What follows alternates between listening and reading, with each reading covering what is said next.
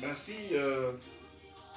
Je dis bonjour, bonjour chers auditeurs, chers membres de l'Église Mère, vous tous qui suivez notre émission ce matin, ce programme de prédication. Nous avons dit que, compte tenu de tout ce qui se passe actuellement, les églises sont fermées à cause du coronavirus et que l'évangile ne doit pas s'arrêter, on doit continuer à prêcher le Jésus.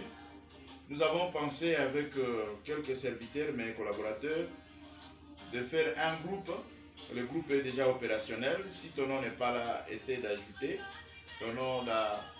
Voir le frère Jean-Jacques, il va ajouter ton nom dans la liste de notre groupe.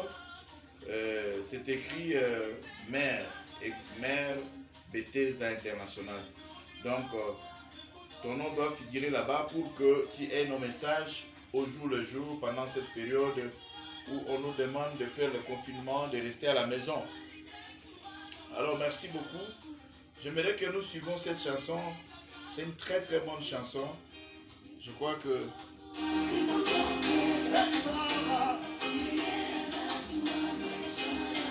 c'est une très bonne chanson. Et après cette chanson, nous allons commencer. C'est notre première émission aujourd'hui. Mais suivons d'abord cette belle chanson que j'ai aimée. Je crois que vous retrouvez la chanson aussi sur notre groupe. Je vais parler en français simplement parce que ces images doivent aller en dehors de notre pays, en dehors du continent aussi. Voilà pourquoi je vais parler en français et le message sera en français aujourd'hui. Voilà, je m'en excuse vraiment. Je crois que j'ai fait comme ça pour donner la chance à tout le monde de suivre notre message. Et le technicien qui est en train de filmer la prédication d'aujourd'hui, c'est notre frère Dani. C'est Dani. Et je crois que dorénavant, vous allez commencer à recevoir des messages de prédication à partir de notre groupe. Et Dieu aidant, nous allons créer notre propre chaîne sur YouTube. Merci beaucoup. Suivons la chanson. Nipenda kama na Yesu, Yesu ni wangu wa siku zote. Yesu nilikuwa naonani, hata ningekuwa na mabaya, angenipenda kama na Yesu.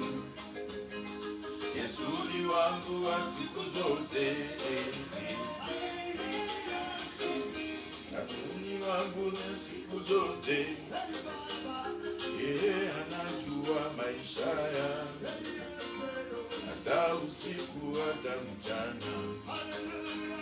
Yesu ni wangu wa siku zote.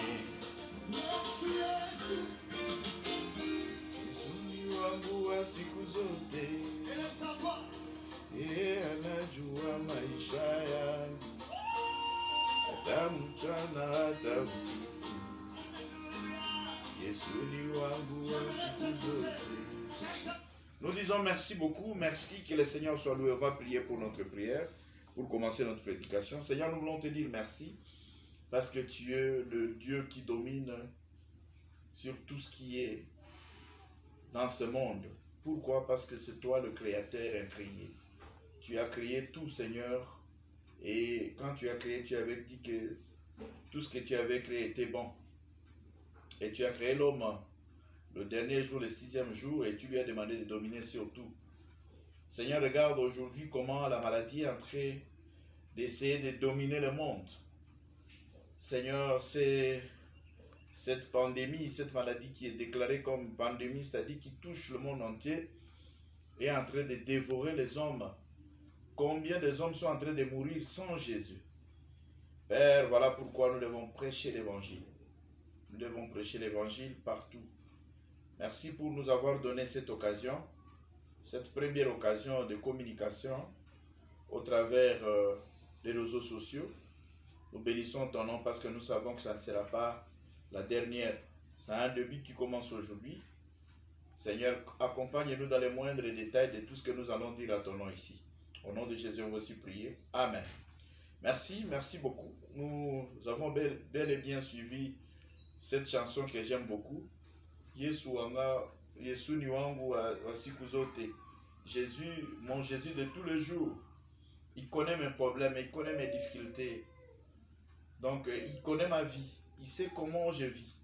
Il sait que dans le monde aujourd'hui qui a coronavirus, il sait qu'en Ituri, nous avons un problème, un cas soi-disant chose à Nyakoundé. Et nous avons besoin de Dieu, nous avons besoin du Seigneur partout où nous sommes. Merci beaucoup. Je voudrais me présenter. Je m'appelle Révérend Michael Trandou, à Outou. Je suis le représentant légal de l'église Mission Évangélique de la Réconciliation, 6 à Bakoko, sur avenue Maniema. Plutôt sur avenue Maniema, numéro 16. Côte à côte de l'école Machari qui est Bénédicte, Polyclinique Bénédicte. Et compte tenu de l'ordre suprême, l'ordre venu du chef de l'État qui demande à ce qu'on puisse fermer les églises pendant un moment pour nous protéger, pas pour nous détruire. Et je crois que nous devons faire la même chose. Vous voyez que je suis à la maison chez moi. On est en train de me filmer dans ma maison, dans mon salon. Merci. Je voudrais saluer tous les frères, partout où ils sont, qu'ils puissent se rapprocher de leur téléphone ou quoi que ce soit pour suivre, si ça sera en direct ou indirect. Voilà. Aujourd'hui, j'aimerais parler sur un sujet. Notre sujet de ce matin, c'est « Moi et ma maison, nous servirons l'Éternel ». Moi et ma maison, nous servirons l'Éternel. C'est notre thème. C'est notre thème. Et excusez-nous, vous allez peut-être remarquer quelques bruits parce que je suis à la maison chez moi.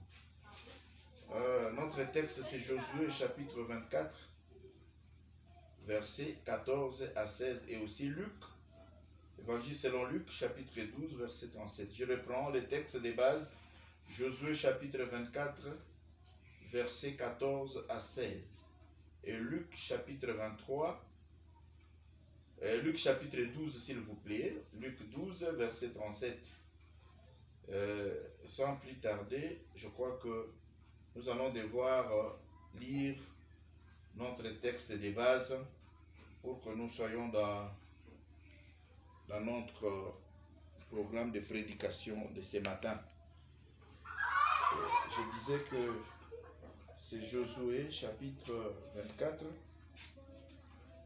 Josué chapitre 24, le verset 14. Je lis au nom de Jésus.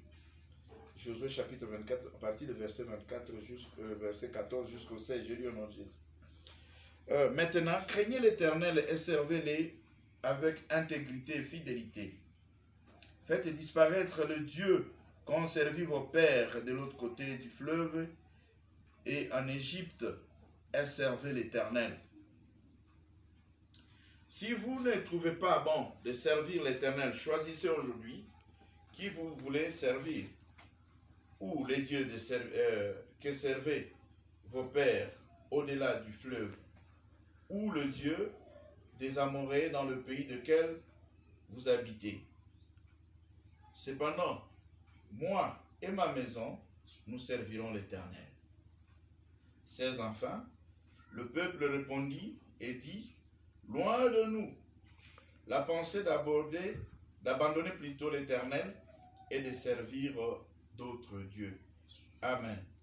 Rapidement, je passe aussi au deuxième texte. Le deuxième texte, c'est dans le Nouveau Testament, dans l'évangile de Luc. Nous sommes dans l'évangile de Luc et nous lisons le chapitre 12e. Le chapitre 12e, nous allons lire seulement un seul verset, donc le verset 37e. Heureux ceux qui servent, heureux ces serviteurs, s'il vous plaît, que le maître à son arrivée trouvera veillant. Je vous le dis en vérité, il se scindra, le fera mettre à table et s'approchera pour le servir. Je reprends encore. Luc chapitre 12, verset 37 dit ceci. Heureux ce serviteur que le maître à son arrivée trouvera veillant. Je vous le dis, en vérité, il se scindra, le fera mettre à table et s'approchera pour le servir. Merci beaucoup pour cette parole. Seigneur, nous bénissons cette parole au nom de Jésus. Alors, j'étais en train de dire que notre thème de ce matin, c'est « Moi et ma maison, nous servirons l'Éternel ». Pourquoi nous devons servir l'Éternel? Peut-être nous nous posons des questions. Où est-ce qu'on peut trouver les seigneurs pour les servir? C'est des questions peut-être qui nous traversent la tête. Hein? Souvent quand on dit de servir Dieu, Dieu n'est pas physique comme ça. Dieu est esprit. Où est-ce qu'on va trouver ces dieux-là pour les servir?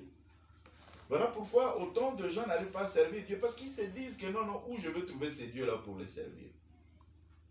J'ai aimé le texte là, et dans la dernière partie du texte de Josué chapitre 24, vous allez voir que Josué dit ceci. Vous devez choisir. Soit vous allez continuer à servir, servir les dieux que vos pères ont servis en Égypte, dans le désert. Si vous allez continuer, ça va. Ou alors vous choisissez de servir Elohim, le Dieu des Juifs, le Dieu de tout le monde, le Dieu du monde entier. Voilà. C'est un sérieux problème. Qu'est-ce qui s'est passé en réalité? Bref, pendant des années, Moïse, quand les Israélites se sont retrouvés en Égypte, par les biais de Joseph, nous connaissons l'histoire, ils ont passé de très bons moments en Égypte, avant qu'un nouveau pharaon vienne pour mettre vraiment accroupi le peuple juif. Et pendant ces temps, Joseph n'était plus. Et ils sont devenus des esclaves, ils faisaient des briques, ils faisaient cuire des briques pour la construction. D'ailleurs, certains chercheurs disent que les pyramides ont été construites par les Juifs qui étaient autrefois comme des esclaves en Égypte. On n'a pas de preuves, mais toujours est-il qu'ils ont fait, on les a menés à faire des durs travaux pendant leur séjour là-bas. Alors, il s'est fait que Dieu a utilisé un homme qu'on appelait Moïse. Moïse qui est né là-bas, un enfant qui a été abandonné à côté d'un ruisseau, d'une ruisseau plutôt, et qui a été récupéré par la fille de Pharaon. Ce garçon a réussi à vivre et il a vécu dans la maison royale. Et ce garçon, c'est celui-là, il s'excuse, et c'est ce garçon-là que le Seigneur va donner la mission de délivrer le pays, son peuple qui était là-bas. Alors, il s'est fait que Moïse a pris son peuple sous l'ordre de Dieu pour le libérer. Arrivé au désert, il est mort. Maintenant, c'est Josué qui va prendre la relève pour conduire maintenant le peuple dans le pays de la promesse. Maintenant, c'est le nouveau leader, Josué. Alors, c'est ce nouveau leader que nous lisons a remarqué quelque chose, que le peuple ne marchait pas tel que la parole demandait. Le peuple était vraiment loin de la vérité. Le peuple continuait encore à faire certaines pratiques qui n'étaient pas de Dieu, des pratiques qu'ils ont apprises à choses en Égypte. Alors des choses qui ne plaisaient pas à Dieu. Et le culte n'était pas rendu tel que Dieu le voulait. Alors finalement, Josué, par rapport à tout ce qui s'est passé, comment les gens rétrogradaient au jour le jour, abandonnaient la foi à cause des plaisirs, à cause de beaucoup de choses, un peu comme aujourd'hui. Nous voyons le monde, ni t'étais cette histoire de corona, virus, nous voyons les gens dans la vie de plaisir, ils aiment le monde, ils aiment n'importe quoi. Au point que d'autres n'ont même plus le temps pour aller à l'église, même pour prier chez eux à la maison. Beaucoup sont devenus vraiment des paresseux, ils ne viennent plus à l'église, il ne sait même pas là où il a déposé sa Bible, c'est peut-être à la limite les dimanches qu'il va aller chercher sa Bible pour partir à l'église. Vraiment, les gens ont rétrogradé, la plupart. Alors pendant ce temps-là, le temps de Josué, les gens commençaient à rétrograder. Les gens commençaient à aimer des choses que Dieu défend. Alors le chef de file qui était Josué à ce moment, parce que c'est Josué qui a succédé à Moïse, va parler à son peuple en disant qu'écoutez, vous devez savoir qu'il est temps que vous choisissez quel Dieu vous allez servir. Est-ce que ce sont les dieux d'Égypte que vos pères ont servi, ou bien les dieux qu'ont servi vos pères pendant le désert, pendant leur voyage dans le désert? Alors vous devez choisir. Mais moi, je vous donne déjà ma position, moi Josué, moi et ma maison, nous servirons l'Éternel. J'étais en train de poser cette question, pourquoi servir Dieu? Nous devons servir Dieu parce que c'est notre Créateur d'abord. Ça, c'est la première des choses. On ne sert pas Dieu, s'il vous plaît, parce que la première des choses que nous devons savoir est que si nous devons servir Dieu, la première des choses, la motivation doit être d'abord parce que c'est notre Créateur. Nous allons lire ce que la Bible nous dit par rapport à ça. Dans Psaume 100, dans Psaume 100, nous lisons juste les deuxième et troisième strophes. Psaume 100. Oui, je prépare la lecture. Psaume 100, je lis le deuxième et troisième strophe. Voilà, j'ai lu au nom de Jésus. Servez l'Éternel avec joie. Venez avec allégresse à sa présence. Sachez que l'Éternel est Dieu, celui qui nous a fait, et nous lui appartenons. Nous sommes son peuple et le troupeau de son pâturage. C'est-à-dire, si nous lisons ces textes, ça nous ramène sur ce qu'on nous dit ici. Pourquoi nous devons servir Dieu? Nous avons dit c'est parce que c'est notre Père, c'est notre Dieu. Ça, c'est la première des choses. Et en tant que notre Père, c'est notre Créateur aussi. Et selon le psalmiste, il dit que nous sommes les troupeaux du pâturage de Dieu. C'est-à-dire, le grand berger là-bas, le propriétaire du pâturage est là, et le berger c'est Jésus-Christ. Nous sommes des troupeaux dans son pâturage. C'est-à-dire, nous lui appartenons. Prenons un peu l'exemple dans le monde. Nous avons nos frères et Emma ici, les Guéguerres, ils ont des troupeaux. Hein? Il y a beaucoup de peuples les Verts. Même, disons, il y a des logos par exemple. Au Farage, ils n'ont pas de bœufs, mais ils ont des chèvres. Un peu partout dans le monde, nous voyons, il y a des Bororo, il y a beaucoup de peuples, de Peuls dans le monde, et surtout en Afrique. Ce sont des éleveurs. C'est leur vie. Alors ces éleveurs, ce sont eux qui gardent les brebis, qui gardent le troupeau. Et certainement, c'est tout ce que vous voyez là-bas, ils ont leur bergerie, ils ont tout. Il y a un propriétaire de cela. Ça peut être pour un patron là, ou je ne sais pas moi qui. Un monsieur là qui a ses bêtes, et il a trouvé un enclos pour le mettre. C'est lui le propriétaire là-bas. Alors, voilà comment le psalmiste compare Dieu. Il le prend comme vraiment celui qui est le propriétaire du pâturage. Donc, merci beaucoup. Nous devons comprendre que nous appartenons au Seigneur. Nous avons ce devoir de servir le Seigneur. On ne doit pas attendre, on ne viendra pas te dire, viens faire ceci. Ça doit être une décision qui monte au niveau de notre cœur. Et cette reconnaissance que c'est Dieu-là qui nous a créés, sans Dieu, on ne serait pas des hommes. On dit, j'ai commencé à l'introduction ici, comment Dieu a créé le monde, tout ça, le sixième jour, il a créé l'homme. Il a demandé à l'homme de dominer sur toutes ces choses-là. C'est ce Dieu-là qui est ton Père, et tu es appelé à le servir pendant que tu es sur la terre ici. Alors, c'est vraiment important pour nous les chrétiens de servir le Seigneur. Alors, je disais, pourquoi servir Dieu? La première des choses, parce que c'est notre Père, et nous sommes sa créature, les brebis de son pâturage, comme le psalmiste le dit dans Psaume 100. Deuxième raison, c'est dans Exode chapitre 7. Exode chapitre 7, le verset 16 et 26. Nous allons lire le verset 16 et 26. J'ai lu au nom de Jésus. Voici ce que la parole dit. Et tu diras à Pharaon, l'Éternel, le Dieu des Hébreux, m'a envoyé auprès de toi pour te dire, laisse aller mon peuple, afin qu'il me serve dans le désert. Et voici, jusqu'à présent, tu n'as point écouté. Nous sautons à 26. À 20 combien? Oui, oui.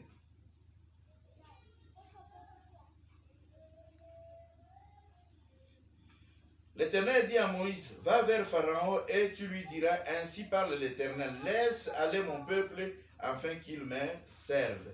C'est-à-dire, la raison pour laquelle le Seigneur a libéré son peuple en Égypte, il y en avait beaucoup. Il est dit aussi que non, le Seigneur a attendu la voix de son peuple, la souffrance de son peuple, et qu'il est venu lui-même. Il est descendu lui-même pour le libérer. Mais, à part le fait que le peuple était en souffrance, le plan de Dieu était que, en sortant d'Égypte, qu'ils aillent le servir. C'est-à-dire, pour nous les chrétiens, nous étions dans le monde, on n'a pas connu Jésus avant, et que, ou alors on a entendu parler de Jésus, on ne s'est pas donné. Mais pendant que nous avons reçu Jésus comme Seigneur et Sauveur, nous avons ce devoir-là de servir ces dieux-là qui nous a sortis de l'esclavage du péché pour nous amener à Cana, qui est la vie avec Jésus-Christ. Donc nous devons comprendre cela, que c'est aussi un devoir pour nous. Voilà pourquoi la deuxième raison plutôt, qui nous pousse à servir Dieu, c'est quoi? C'est que nous sommes sauvés pour servir notre Dieu. C'est lui qui nous a sauvés. Alors, comme il nous a sauvés, nous étions dans le monde, on ne connaissait pas la parole. Aujourd'hui, celui qui est né de nouveau, qui a reçu Jésus comme Seigneur et Sauveur, même si la mort venait, même si la mort lui arrivait, les gens sont en train de mourir ici, disons, à l'étranger, en Europe, en Occident ou en Orient, par le coronavirus. Mais ces gens, ceux qui ont reçu Jésus, et ils n'ont rien à voir. Donc, c'est la mort du corps, mais l'esprit est là. Et la Bible dit, nous devons avoir peur de ceux qui tuent et le corps et l'esprit. C'est-à-dire, si nous mourons, ton esprit est mort et le corps aussi est mort, c'est là où il y a les problèmes. C'est-à-dire, nous avons ces devoirs-là, nous qui avons reçu Jésus comme Seigneur et Sauveur, de faire quoi? De servir le Seigneur pendant que nous sommes vivants. Parce qu'il arrivera un temps où on n'aura plus la force, on n'aura plus la santé qu'on a ici. Quand je vois à la télé, je regarde à la télé comment les gens sont sur les lits, et qu'au jour le jour, il y a des cas de 800 morts, de 700 morts, de 400 morts, ça me dépasse. Dites-moi, celui qui est sur le lit là, comment il peut servir le Seigneur? C'est déjà tard un peu pour lui, à moins qu'il soit guéri de son mal, de sa maladie. Voilà, je vous donne les deux raisons pourquoi nous devons servir Dieu. Premièrement, parce qu'il est notre Père, c'est lui notre Créateur, et deuxièmement, parce qu'il nous a sauvés pour le servir. Tu n'es pas devenu chrétien pour faire tout ce que tu veux. Tu es devenu chrétien pour servir Dieu. Voilà. Alors, comment servir Dieu? Beaucoup de gens se posent des questions. Je disais tantôt en introduction, où on peut trouver Dieu pour le servir? Dieu est un esprit. Comment on peut le servir dans ce monde où on ne le voit même pas physiquement? Peut-être il y a des gens qui se posent cette question. On nous dit ceci.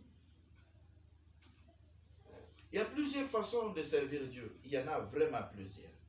Il y en a plusieurs. On peut servir Dieu par des différentes activités de l'église, par exemple. Il y a des activités, il y a des gens qui chantent dans la chorale, il y a des gens qui évangélisent, il y a des gens qui sont dans l'équipe des protocoles, il y a des gens qui sont ceci, qui balayent, qui nettoient l'église. C'est ça, servir Dieu. Toutes les activités que nous faisons dans l'église peuvent être un sujet de service pour toi.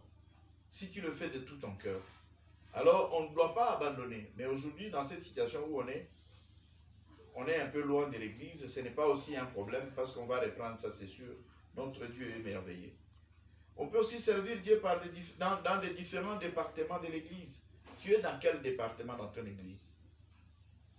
Alors choisis un département si tu n'en as pas pour servir Dieu là où tu es. C'est vraiment important. On peut les servir aussi dans les différents services. Voilà. Et il y a même une promesse qui est liée à ces services-là. Je voudrais qu'on lise ça rapidement.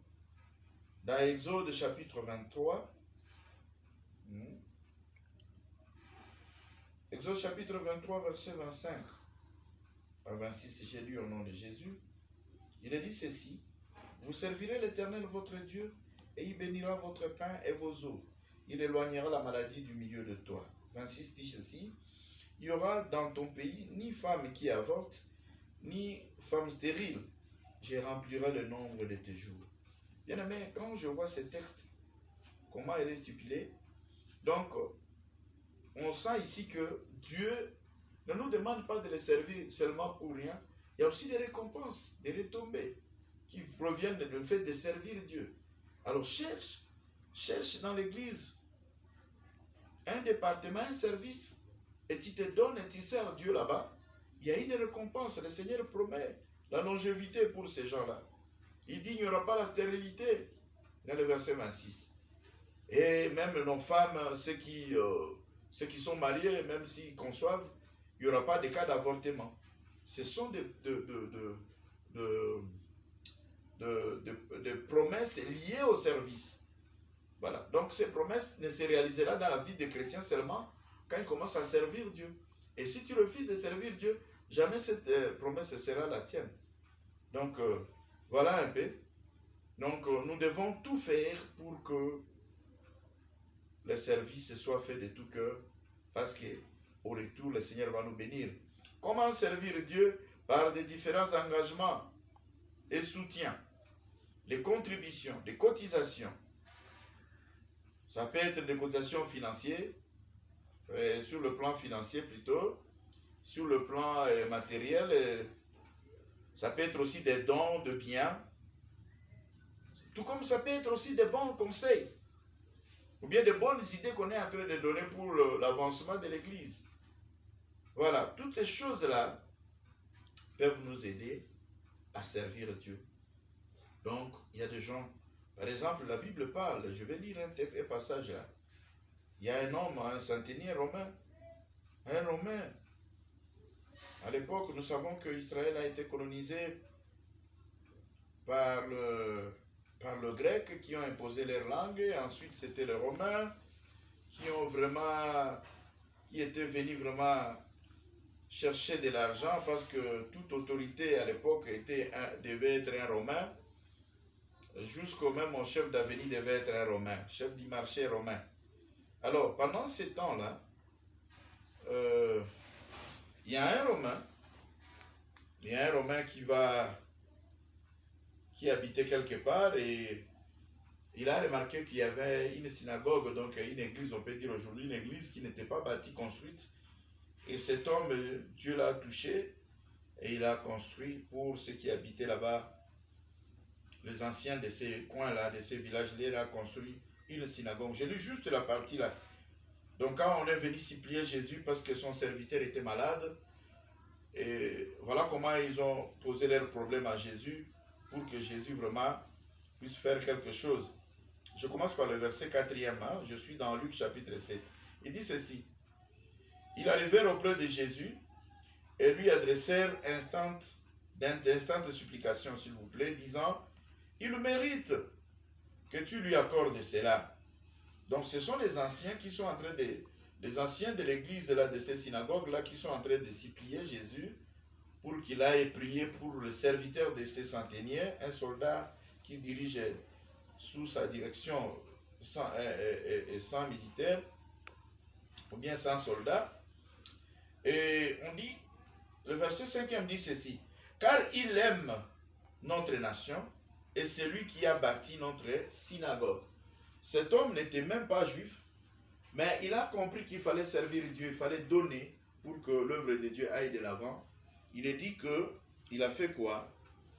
Il a donné. Ce n'est même pas lui qui est en train de dire, mais ce sont des anciens du village où il avait construit la synagogue qui sont venus témoigner auprès de Jésus en disant: vraiment cet homme mérite à ce que tu ailles guérir son serviteur qui est malade, parce que cet homme, quand bien même qu'il soit romain, des gens qui sont venus nous piller, qui prennent et tout, mais lui au moins a construit une synagogue pour nous. Et si vous continuez le texte plutôt, vous allez voir que Jésus est parti vers ces messieurs et ils se sont croisés sur la route. Le Messie a dit: je ne suis pas digne de t'accueillir dans ma maison, dis seulement un mot et mon serviteur sera guéri. Et ça a été comme ça, le serviteur a été guéri, Jésus n'est pas arrivé là-bas. Donc ce n'est pas ça notre texte. Nous avons évoqué celui-ci seulement pour vous faire voir que non, nous pouvons aussi servir Dieu avec nos moyens, avec de l'argent. Pas forcément servir en chantant ou ceci. Non, on peut prendre nos biens et mettre ça à disposition de l'Église, en disposition de Dieu, et vous allez voir que l'œuvre est en train de partir de l'avant. Je connais dans notre ville, dans notre pays, ici ou bien dans notre province, un grand commerçant. On explique comment il a évolué, il n'avait pas assez d'argent. Mais il est parti construire pour une communauté vraiment un grand temple et une grande église. Vraiment, il a mis tout à l'intérieur, de chaises, de bancs, tout. Une très grande église. Même les serviteurs qui géraient l'église, ils étaient émus de voir vraiment un homme manifester son amour de cette façon. Et ça les a poussés vraiment à prier de tout cœur sur cet homme. Et on a déclaré des mots sur lui. Jamais ton affaire connaîtra tes affaires connaîtra la faillite. Et voilà, tu seras toujours la tête, ceci. Et cet homme est parmi les grands patrons de notre province ici. Alors vraiment, nous devons comprendre que l'argent vient de Dieu. Et nous devons mettre ça pour l'avancement du royaume de Dieu. Et en le faisant comme ça, vraiment, nous sommes en train de servir Dieu. Voilà comment n'importe qui peut servir Dieu, comme j'avais dit au début. Vraiment, nous tous, nous pouvons servir Dieu, mais nous devons choisir où nous voulons le servir. Est-ce que c'est avec nos moyens? Est-ce qu'avec nos temps, avec tout ce que nous voulons faire? À l'exemple aussi de Jéthro. Jéthro, le beau-père de Moïse, dans Exode 18, verset 21, je ne vais pas lire faute de temps. Il a donné d'excellents conseils à Moïse. Moïse n'arrivait pas à gérer Moïse que Dieu a utilisé. La puissance de Dieu était avec lui. La mer Rouge s'est divisée en deux parties. Et le peuple a traversé à sec. Jusqu'à aller de l'autre côté. Il a vu la main de Dieu. Les 10 plaies de l'Égypte, n'en parlons pas. Comment Dieu l'a utilisé avec son frère Aaron. Mais je vous dis que cet homme, à un moment donné, il avait besoin des autres. Il ne savait pas comment. Il y avait un sérieux problème de leadership. Il ne savait pas gérer les gens qui l'entouraient. Il se réveillait le matin, il commence à juger les gens depuis le matin, à supposer que depuis 7 heures jusqu'à 20 heures. Lui-même n'a pas mangé, ceux qui sont là n'ont pas mangé non plus. Et son beau-père arrive et il trouve ça, il dit non, c'est pas comme ça.